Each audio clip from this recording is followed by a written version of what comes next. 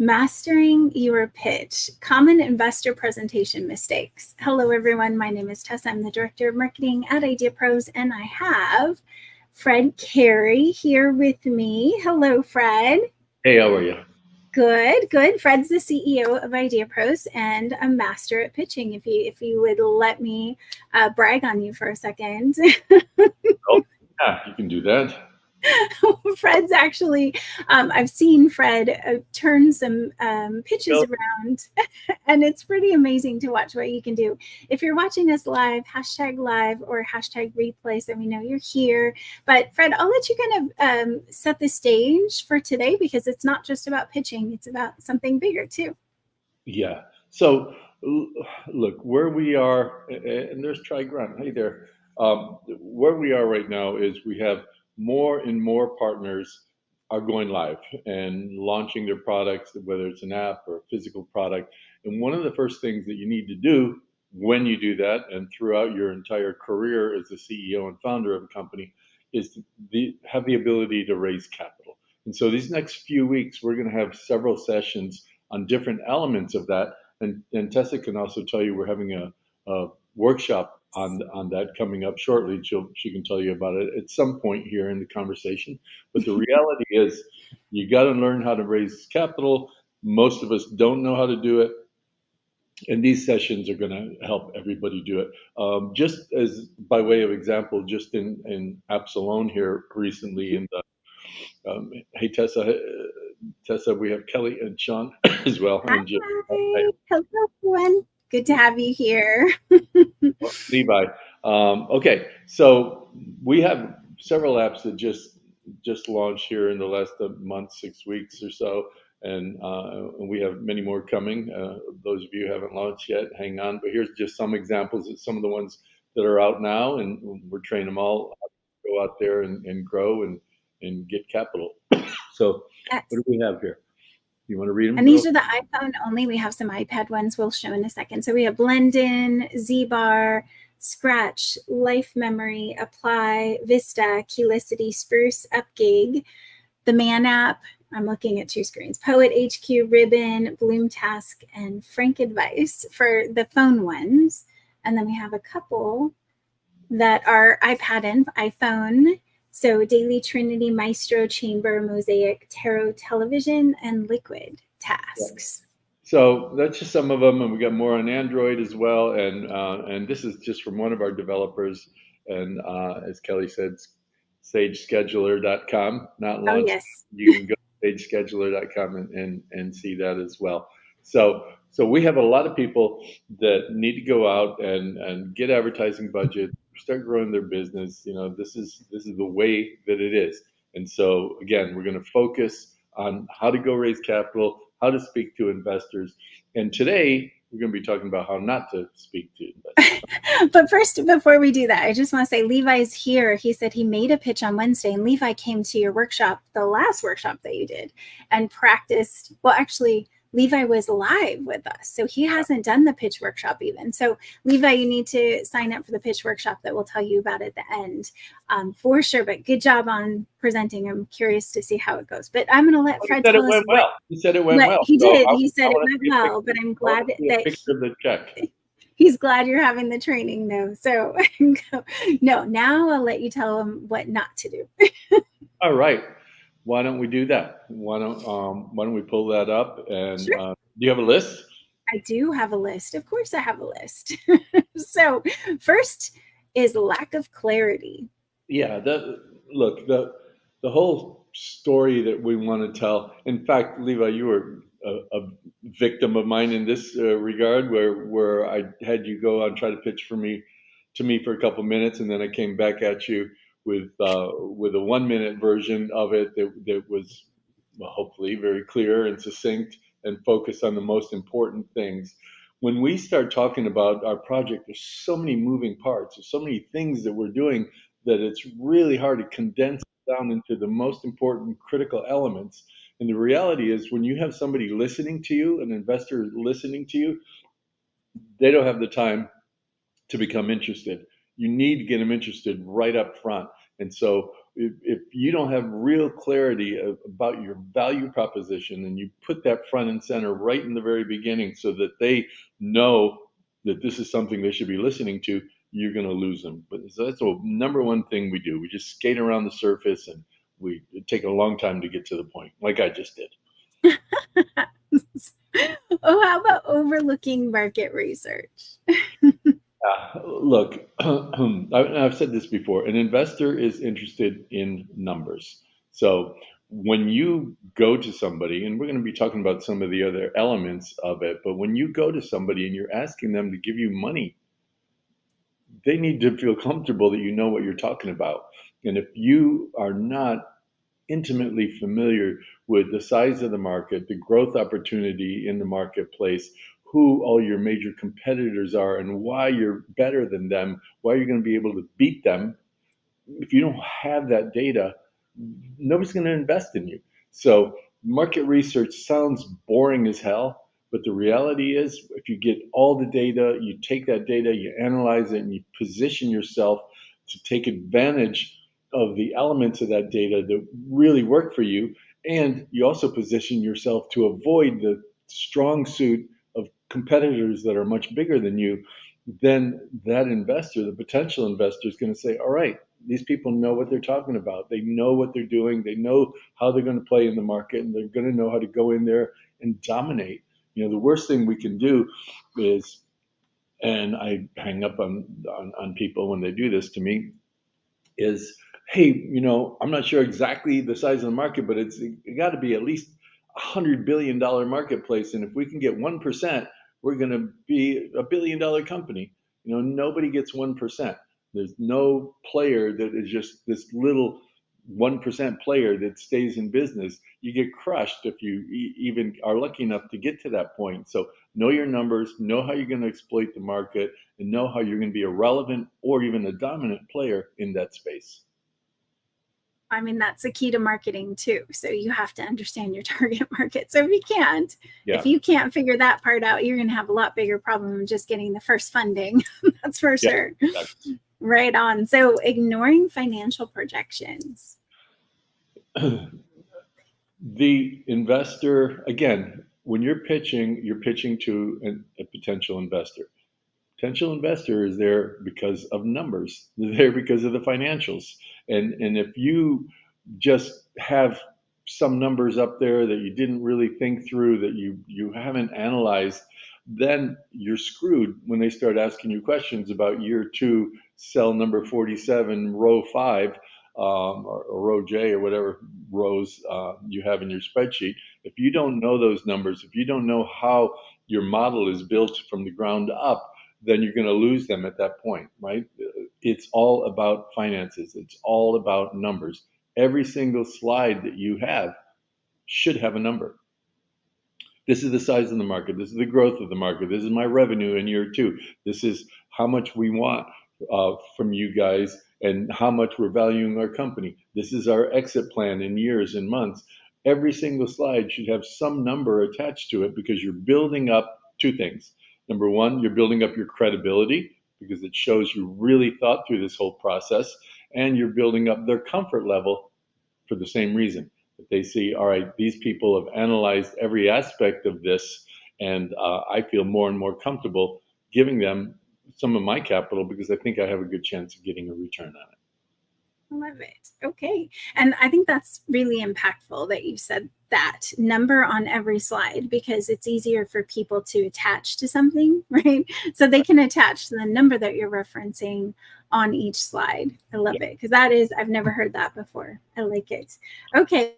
So the next one is neglecting the team.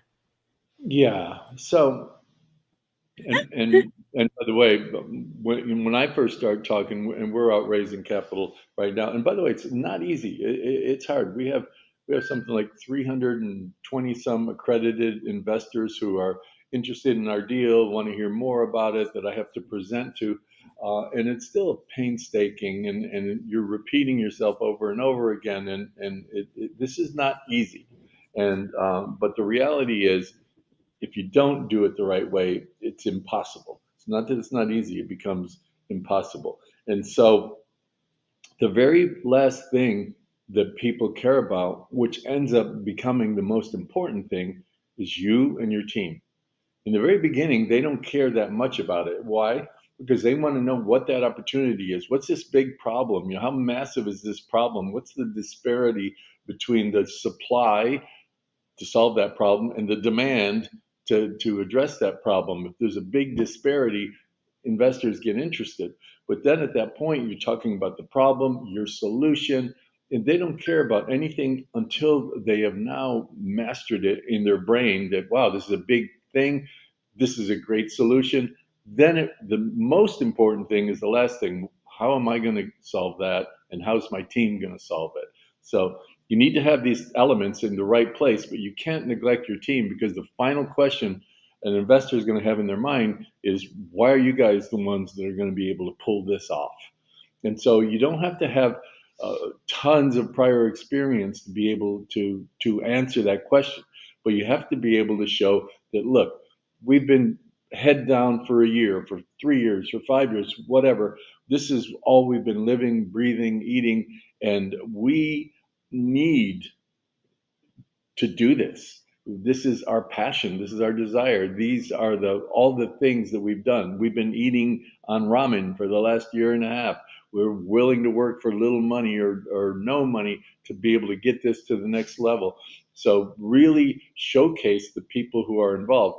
And by the way, if you're a sole founder with nobody else supporting you, when you get to these levels, and if you're going to be pitching for more than friends and family, you can, one person can go raise $100,000 or more for friends and family, 300,000 or 400,000 actually. But if you start wanting to go north of 500,000, you're going to be talking to outside investors, and you should have at least some semblance of a team together, or identify people that are going to come on after that funding. It's important, because people don't think you're going to be able to do it by yourself. Like the key roles. So your financial people, your marketing teams, those types of roles. Yeah. Marketing. No, just kidding. That's really important. But it is, like Fred said, it's towards the end. So you don't start with that for sure. So focusing solely on the product or app. Yeah.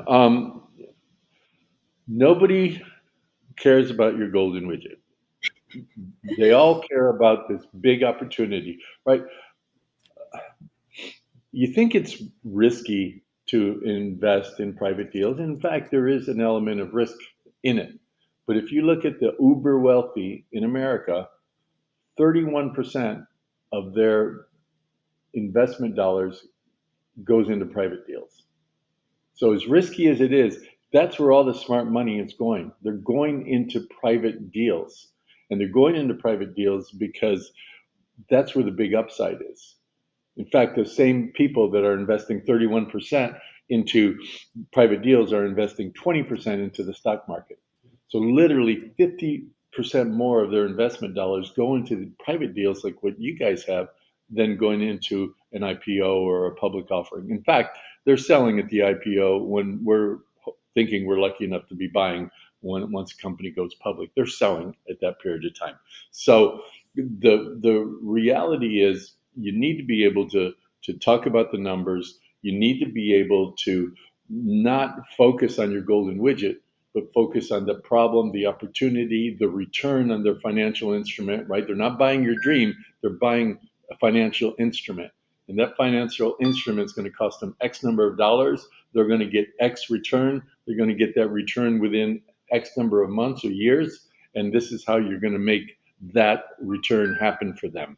Okay, so this is what you have to remember. If you don't remember that, you're going to be focusing on how wonderful your app is, how wonderful your product is, and not hit the key important things is how wonderful it's going to be for them to invest in you, because this is the type of return that they can expect. Right. And Fred does this last one.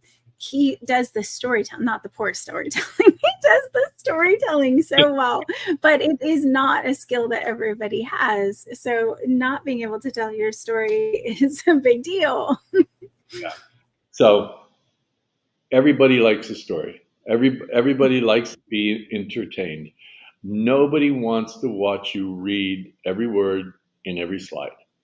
They don't want to do that. So when you're putting your pitch deck together, make sure you have bullet points that inspire you to start telling your story. Use that as a beginning point, not like slide 3 says these 7 things, and I'm going to read these 7 things. And I can't wait to get to slide 8 because I'm really nervous and I want to get through this damn thing. Tell a story. Tell your story. Why are we doing this? Why is this so important? How are we going to make a difference with what we're doing? How are we, the little David, going to beat up the Goliaths out there? Um, no, no pun intended, Bill, regarding Goliath. Amazing chair that he says is going to production now. But how do we, the little guy, go beat the big ones that are our competitors in that space? Make sure you tell an interesting story that people can be embracing and remembering. So if you turn it into a story that resonates with folks, then that's where you're going to get their attention, capture their attention, and stay in their memories. Oh, well, and that really comes down to practicing and knowing your pitch and being able to say it almost like you could wake up and say it without Yeah, any problem, right? yeah, yeah. So And that's if you are wanting to practice, though, I think that the important thing is practicing with people. So you actually have a real audience, not just from the camera, and with people who may ask questions or might give you feedback, right? So we do have a pitch. It's called Pitchcraft. It's a workshop, a 2-hour workshop on how to do this. And we do have several people, and I think that we had Corey and Donna, I believe, was on here. He did this pitching with Fred. I mean, and it makes a difference. I'm shocked how much Fred can change things around for someone. Even if they reword it themselves, you just put these ideas into their heads that help them to wrap that, to get that storytelling. Sarah's on here too. I know she did one. You guys probably saw it from one of our Friday lives. You should sign up. It's free. It's free. All you have to do is just be there and show up, because we do want to practice. So if you're not ready to practice your pitch, maybe not, because we are going to actually practice with each other, with Fred. You get feedback instantly. So again, free. All you have to do is show up for the pre-call to make sure that you're going to be committed to being there. yeah. You can go ahead and. Let me say something about it. And Corey says it makes an incredible difference. And Corey, you started out doing it well, and you ended up doing a really incredible job with it. But Yes. this is the reality. You will always be pitching. If you have a company that's growing, you're always going to be telling your story. You're always going to be pitching, whether it's to investors, which is 100% you're going to be doing, but also to new potential customers, new big box companies, new folks who are influencers that you want to be part of your story, and you're willing to work with them to help grow your company. You're going to be telling your story all the time. And so don't think of pitching as something that you're going to do once and be done with it. This is going to be part of your life. If you're a founder, if you're a CEO in today's world, I've said this before, you're either closing the round that you're on, you're getting ready to start the next round, or you're trying to figure out how much more capital you're going to be able to get and how much you need to go to the next level you want to go to. When you are trying to grow something quickly, and especially with an app doesn't have revenue at the very beginning, so you need outside capital to get the advertising dollars to be able to start getting the downloads you need and start having that spread around. So when you are in any of those environments, you need outside capital. Even if you have physical product that's growing really well can only grow as fast as last month's revenue, right? So if you're growing 25% every single month, last month's revenue that's left over for you, your net income, may not be enough to fuel that next month's growth. And so you need to be able to consistently be thinking about, where am I going to get additional money? Am I going to go get a loan? Am I going to try to deal with a venture capital firm? Am I going to go to the SBA? Am I going to go to outside angel investor groups and try to pitch to them? Am I going to join an accelerator, an incubator? You're always got to, and I hate it, but it's something you always got to be doing and always got to be thinking about. Okay. So, Levi, you're going to be pitching in Montana next week. Awesome. Oh, I was trying to find a GIF for you where I could sprinkle luck on you, but I'm just going to have to say good luck. Thank you for you don't need luck. Just know your story. Know your story. And Tally, to answer your question, the pre-call is just 15 minutes. You just hop on real quick, and it's just so we can make sure it's a good fit for you and that you're a good fit for this as well. Because if you're committed and you're going to show up and practice, this is going to be a super effective implementation. You're going to actually practice with each other, which is awesome to have someone else to bounce ideas off of and brainstorm. In fact, I think all of the people that were in the rooms with us, they really enjoyed the breakout rooms. Not more than Fred, but maybe as much as Fred. So thank you so much, Fred, for the great advice. And I'll let you go and I'll say goodbye to everyone. But that Pitchcraft workshop link is in the chat, and it's October 26th from 4 to 6 p.m. Pacific time. If you can make it, definitely register though, because we cannot have a huge group. You'll have to register before slots are gone. Okay. Yeah. I'll let you go now, Fred. Bye. Thank you. All right, guys. I just want to take a second because I have some awesome people. Bill, I don't know if you have your website. I haven't seen it in a while. So put your link to your website in the chat or your Facebook group. Try Grunt, which is live, is on the App Store right now. And Jim, good to see you. Kelly, Sean, of course, and Levi. And Odin, hello, Canada. Martin over there with Grunt, and Vanessa with Get Zwizzy. I just want to take a second. I actually have used Zwizzy all over my camper. It's so nice because I can actually, well, I'm small, so I can do all of the surfaces. But Zwizzy is awesome. I am so in love with it because it does make getting everything done fast so easy. So I would highly recommend it. Corey, happy Friday. Good to have you here. We have Kyle, and I saw a couple. Craig from, hey, thanks. I'm glad you got some good nuggets from this. Sign up for the Pitchcraft workshop. Vanessa, oh, that's a good point. I love Vanessa has such an amazing relationship with her team too. But she's saying team is very important part of our business. Doing things solo is inconceivable to each of us. It is.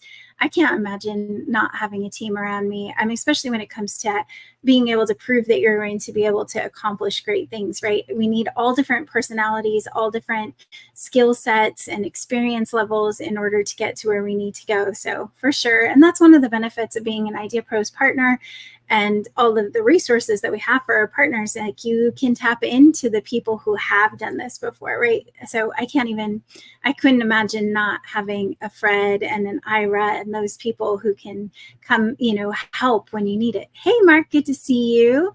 I know telling his story is very good strategy. Well, I have to tell you before I go, because I didn't say this in front of Fred, but I was training by someone who does the TED Talks, and she was training me how to present without notes, because it was really important for me to be able to present and do this big presentation on 2 Hawaiian islands. And I was supposed to practice telling a story that had 3 main points. The points that I needed to cover. And each time you would pinch your fingers together to make sure you covered some piece of the story, and they all kind of tied together, right? But you could do it with 3 fingers. And then when you put your fingers together, you instantly remember what it was that you were supposed to be saying. So even though you have these slides, and even though you have all this there for you, it's sometimes just building it into your brain, because then you can do it anywhere. If you learn to do your 3 points, and then, you've covered the main ones. So that was super helpful for my TED Talk training. And then Sage, 108,000 followers on Sage right now on Instagram. Awesome. He's a great influencer too, if you're interested in having having him help you as an influencer, let me know and I can get you guys in touch for sure. Awesome. Tally, I would love to see you there for sure. I know I'm missing some things, but I know you guys all want to get to your Friday and take off for the weekend. Oh, good. I missed it. Sorry. I am going to put that on the screen. So Corey says he is going to use the advice. Pitch festivals are fun. Yes, they are. Well, this is Fred he packs a lot of great information in, but to me it's like the breakout rooms and being able to practice and really understand how to pitch, like not just having someone teach you. Teaching is one thing, right? Doing and actually getting other people's feedback is not just your family, because look, your family's going to tell you it was great. They're going to tell you you were the most awesome pitching person ever and you're going to get all the money. They are, because they love you. So if you're pitching to your wife, your kids, if you're pitching to anyone that isn't, in kind of that new space, I mean, they know you, they know what your product is, they know the benefits. So of course they're going to say you're amazing. So if you come to the pitch craft workshop, you're actually pitching to people who don't know anything about you and maybe don't care yet, but it's amazing how much it can help you grow when you have that ability to bounce ideas off of people. And again, the pitch call, the pre-call is just to make sure it's a good fit for you, because like we're totally straightforward. Like you're going to be practicing the pitching. If you're not right there where you want to do that, you can consume any of our Friday lives up until like for the next 3 weeks. It's all about pitching, because that's what we want to help people with. All of our partners need money. All of our businesses need money. I mean, like raise your hand if you need money, everyone, right? I don't know a single person who's like, yeah, no, I'll pass on that money. I don't need that. Everyone needs money. And it's whether you're pitching to an investor or you're pitching to a client or you're pitching to a distributor, you need to be great at this, right? If you're not, it's going to affect your bottom line and being able to get the money. Once you pick a time, there is not a submit button. No. Are you sure? So you pick a time, and can you scroll down? You pick a time and then you have to enter your contact information. If it's not working, try it again in like 5 minutes, but maybe I am tempted to go check it out for you. But I scheduled twice yesterday, so it was working yesterday. But see if you can scroll down in that little window. I'll try to make it bigger on that page too, just in case. And if it's not, just text me, just message me. Patrick, you know how to grab me. I think you should definitely come. All right, guys. Well, thank you so much for being here. Next week, we are going to cover some more really important things towards the pitching side and getting the funds they want. Crafting an effective investor presentation is next week. You'll want to be there. That's more about the visuals and how to structure it. So we'll see you all next week. I hope you have a blessed week, everyone. Bye.